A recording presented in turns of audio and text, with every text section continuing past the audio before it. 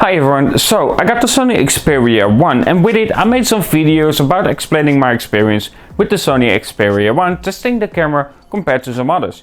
But today this video is to answer your questions. So I said on Twitter and on YouTube what kind of questions you had about the Sony Xperia 1 and I will answer them in a video. So this is that video. Hope you enjoy, and of course here are your answers about the Sony Xperia 1.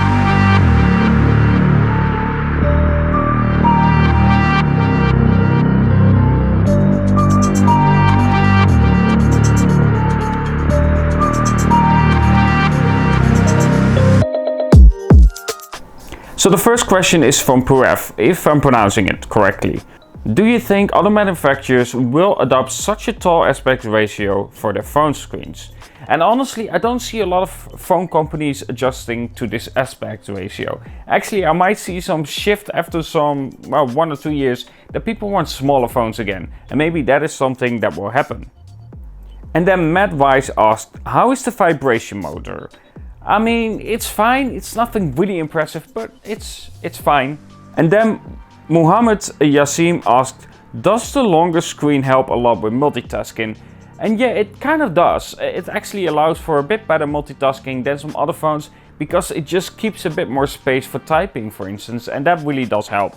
And then The One asked, how is it as a daily driver? As a daily driver, it is fine. It doesn't have the best battery life though, so that is something that you have to take in consideration. And then he had another question and asked if the photo quality is good in my eyes and consistent. The photo quality, especially in daylight, I kind of like. It is pretty true to life. There are some cases where it shifts, mainly with sunsets, but it helps with that scenery and it can look really good. If it's consistent, it depends. If you say with the main lens itself, yeah, it's pretty consistent. But if you switch between the lenses, then it's less consistent. And if there is anything you would change about it, what would you change? Okay, what I would change is actually the camera UI. I don't think this is a good camera UI and it doesn't fit current phones at all. Especially with trying to switch between the different focal lengths that you have on this phone. And then Empty Body asked, does it have immersive vibration system for videos? Yes, it does. And then a question from Pixel Peeper, and if you don't know this guy, you should check him out. He does really good camera comparisons and he's really fair in that judgment as well. And his question was, I know 4K recording is pretty choppy in auto mode, but what about the Cinema Pro app? At different shutter speeds and frame rates, is it still losing frames when you are panning? And I actually tested this, and in this camera app, frame drops are less of a thing than actually on the main camera UI from Sony itself. Actually, I haven't experienced any frame drops with that app. And then Ahmed asked, does the aspect ratio of the phone make it uncomfortable?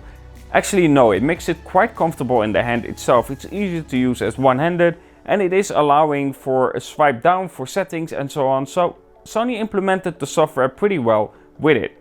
And then he asked, is the camera as good as the display? And that's kind of an odd question because they are not one and the same thing.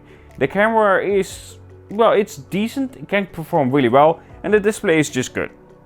And who is it for? Honestly, it kind of depends. If you want a phone with a taller display ratio and you watch a lot of cinematics things and you watch content where you feel like you want a great quality display, then this is something you can consider. However, the audio isn't the best out there. The volume is pretty good, but apart from that, it's not that great when it comes to audio. And then the Gamer M. Is it worth to buy? At the current price, if you compare some other features about the phone itself, I wouldn't consider this as my main device. I'd rather have the Samsung Galaxy S10 and I actually prefer some other devices in between as well. Is the Sony software bad? No, it's not bad and it's something that you either like or dislike, but I think they implemented it really well for this taller display ratio. And then Fazu?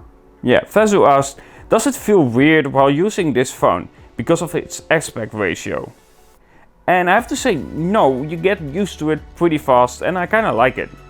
Also he said, and I love your videos. Keep it up, bro. Thank you. I appreciate that a lot.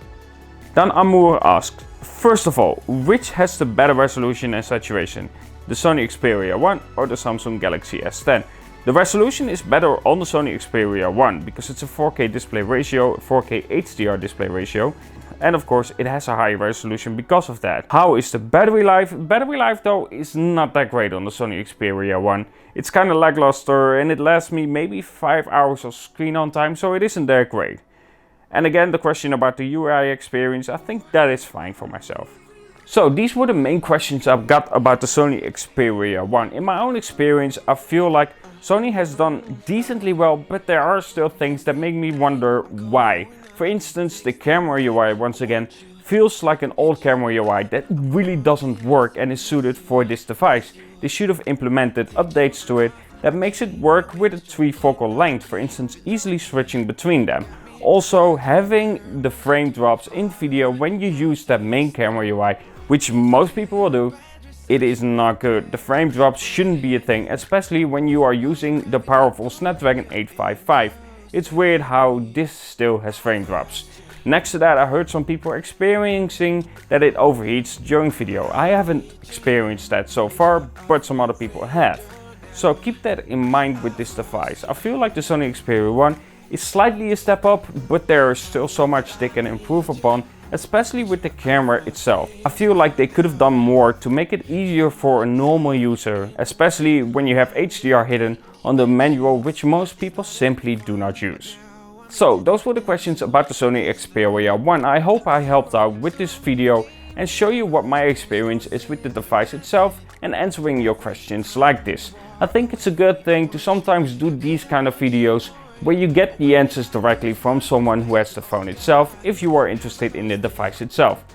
Anyway, again, I hope it helped out, and of course, if you like this video, don't forget to leave a like, especially if you want to see more videos like this. Then I will actually pin it on top of the comments and I will see what other people have to say about it. Anyway, talk to you guys in the next, and have a good one.